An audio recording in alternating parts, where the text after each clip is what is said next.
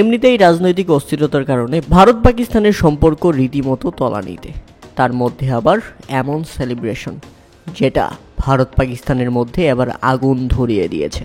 তাই তো এমন বিতর্কিত সেলিব্রেশনের জন্য কঠিন শাস্তি হতে পারে পাকিস্তানি ব্যাটসম্যান শিহাবজাদা ফারহানের।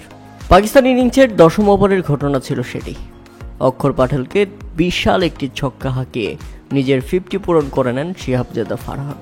আর 50 পূরণ করেই ব্যাটটাকে বন্দুক বানিয়ে তিনি ভারতকে গুলি করছেন এমন সেলিব্রেশন করে ফেলেন।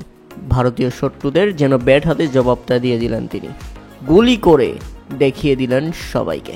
ব্যাটটাকেই নিজের অস্ত্র বানিয়ে এমন সেলিব্রেশন যেটা বিব্রতকর পরিস্থিতিতে ফেলে দিয়েছে ভারতকে। আর এর প্রতিবাদ ম্যাচ শেষে অবশ্যই জানাবে ভারত।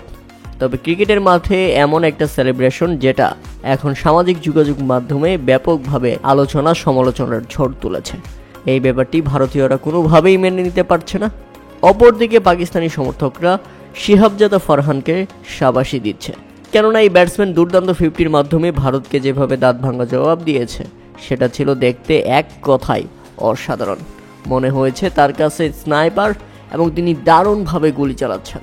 প্রিয় দর্শক, শিহাবজাদা ফারহানের এই সেলিব্রেশন নিয়ে আপনাদের মতামত অবশ্যই আমাদের কমেন্ট করে জানাবেন।